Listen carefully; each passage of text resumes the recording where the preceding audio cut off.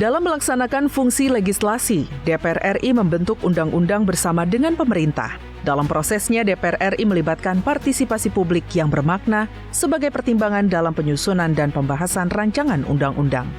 Berikut rekam jejak wakil rakyat selama tahun 2025, khususnya dalam melaksanakan fungsi legislasi.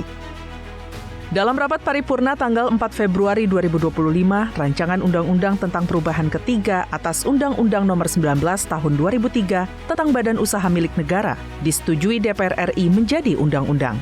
Salah satu substansi penting dalam undang-undang ini adalah pembentukan Badan Pengelola Investasi Danantara untuk meningkatkan tata kelola BUMN agar lebih optimal mendukung pertumbuhan ekonomi nasional. Dalam rapat paripurna tanggal 18 Februari 2025, rancangan undang-undang tentang perubahan keempat atas Undang-Undang Nomor 4 Tahun 2009 tentang pertambangan mineral dan batu bara disetujui DPR RI menjadi undang-undang. Salah satu substansi yang diubah yaitu terkait pengaturan penetapan wilayah izin usaha pertambangan mineral logam atau batu bara yang diberikan dengan cara prioritas kepada koperasi, badan usaha kecil dan menengah, serta badan usaha yang dimiliki organisasi keagamaan. Dalam rapat paripurna tanggal 20 Maret 2025, rancangan undang-undang tentang perubahan atas Undang-Undang Nomor 34 Tahun 2004 tentang Tentara Nasional Indonesia.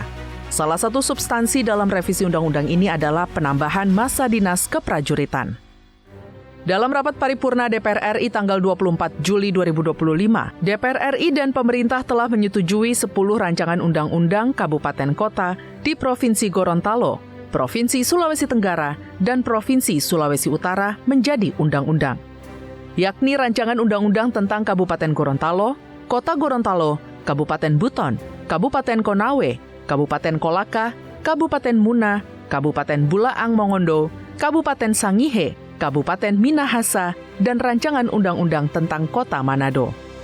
Dalam rapat paripurna DPR RI tanggal 26 Agustus, rancangan undang-undang tentang perubahan atas Undang-Undang Nomor 8 Tahun 2019 tentang penyelenggaraan ibadah haji dan umroh disahkan DPR RI menjadi undang-undang. Beberapa poin yang disepakati diantaranya adalah penguatan kelembagaan penyelenggara menjadi Kementerian Haji dan Umroh dan pengaturan serta tambahan kuota haji.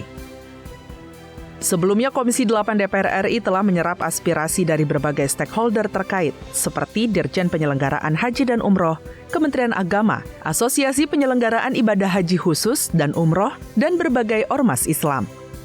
Pada rapat paripurna tanggal 2 Oktober 2025, DPR RI mengesahkan 3 rancangan undang-undang menjadi undang-undang.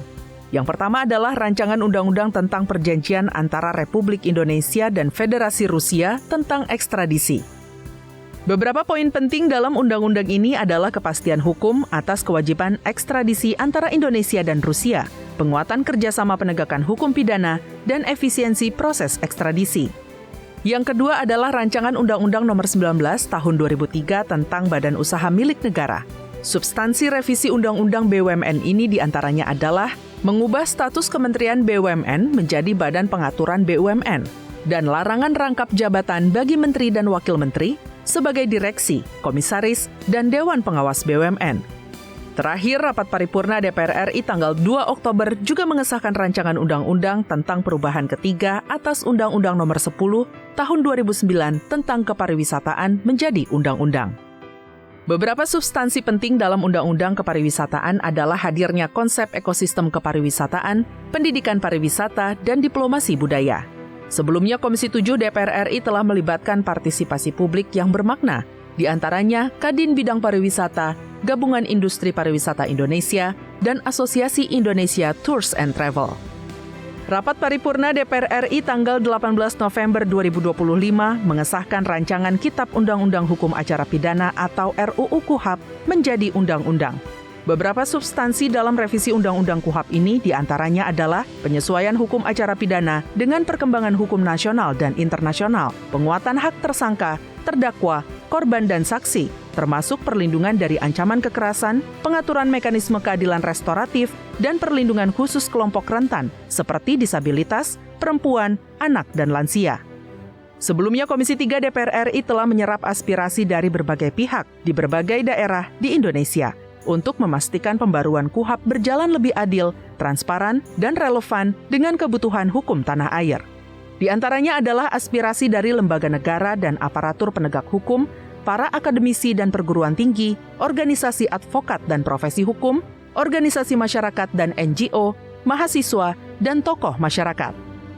DPR RI mengesahkan rancangan undang-undang tentang pengelolaan ruang udara menjadi undang-undang dalam rapat paripurna tanggal 25 November 2025. Beberapa substansi dalam RUU pengelolaan ruang udara ini adalah tentang pemanfaatan ruang udara untuk kepentingan perekonomian, sosial, dan budaya, penetapan status kawasan udara yang perlu memperhatikan penerbangan sipil, dan aturan tentang mekanisme penindakan pelanggaran wilayah udara kedaulatan Indonesia.